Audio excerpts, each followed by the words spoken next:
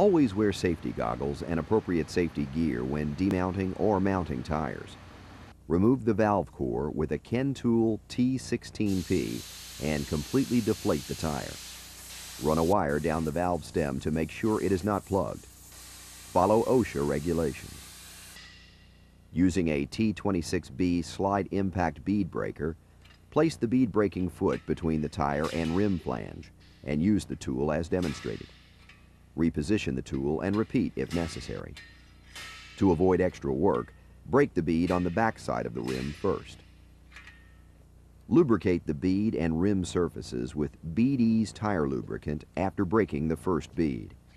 Turn the assembly over and repeat the bead breaking and lubricating process. Starting at the valve stem, insert two T45A 2000 or T45A type tubeless tire irons with the stop facing toward the rim flange on either side of the valve stem, approximately 6 inches apart. Step through the wheel and step on the tire opposite the valve stem to direct the top bead into the wheel well. Push the tire irons down to lift the tire bead over the flange as shown. Remove one tire iron and insert the curved end between the bead and the rim, where the bead is beginning to come over the rim. Be sure the knob is facing the tire.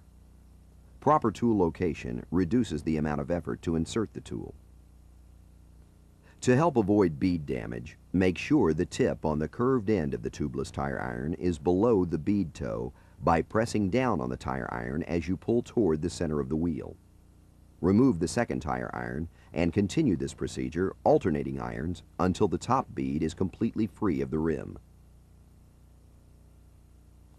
Lift the tire assembly into a vertical position and insert the straight end of the T45A tire iron between the tire bead and the back rim flange until the tip hooks over the back side of the rim flange. Holding the tire iron as shown, lower the tire assembly while pulling up on the tire iron. A rocking or bouncing action may be necessary to pry the rim out of the assembly in some cases. Inspect the rim, valve stem, and tire beads for any damage before lubricating with Bead Ease. After thoroughly inspecting the rim and valve stem, lubricate the rim surface, especially the wheel well. When lubricating the beads, do not let any excess lubricant puddle inside the tire. Position the tire opposite the valve stem with the narrow side of the rim facing up and install the bottom bead. Use a T45A type tire iron to pry the bead over the rim flange if necessary. Do not use a hammer to strike the tire or rim during the mounting process. Stand opposite the valve stem and pry the top bead over the rim flange with the curved end of the tubeless tire iron. As shown, taking small bites, repeat this procedure until the top bead is free from the rim flange. For more information regarding service and inspection procedures for single-piece rims, consult the manufacturer or supplier.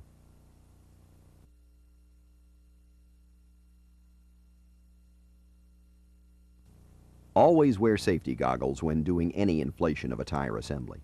Follow OSHA regulations. All steel radial tires returning to service must be inspected using the procedures established by RMA Tire Information Service Bulletin, Volume 33, Number 2. After the tire and wheel have been thoroughly inspected and mounted, seat the beads. Make sure the tire is concentrically seated on the rim by checking the distance between the rim flange edge and the molded ribs on the sidewall of the tire. Do not exceed 5 psi inflation pressure outside the Ken tool inflation cage to seat the beads. The maximum variation in the distance between the rim flange edge and the molded ribs on the sidewall is 2/32 of an inch at any point on the tire. With the valve core still removed, place the tire and wheel assembly into a Ken tool inflation cage. Today's tire inflation is being performed in a T101 portable inflation cage. Making sure the valve stem is not positioned behind a bar and is easily accessible, install a clip-on air chuck. After the tire is inflated, the valve core will have to be installed while the tire is still in the cage.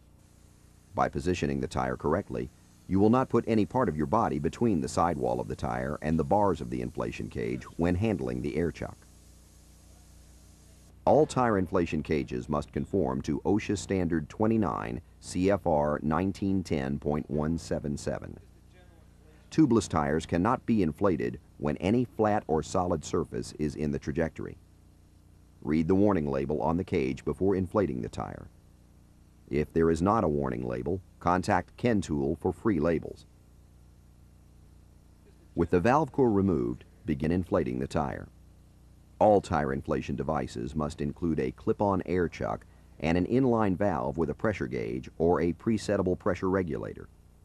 A sufficient length of hose to allow the technician to stand outside the trajectory is also required by OSHA. While remaining outside the trajectory zone, inflate the tire to 20 psi and then check the tire beads for proper seating. Do not put any part of your body between the sidewall of the tire and the bars of the inflation cage. Never inflate beyond 40 psi to seat the tire beads. If the beads are not seated at 40 psi, stop. Deflate and determine the problem. Using the RMA inspection procedures for all tires returning to service, look for distortions, undulations, ripples, and/or bulges.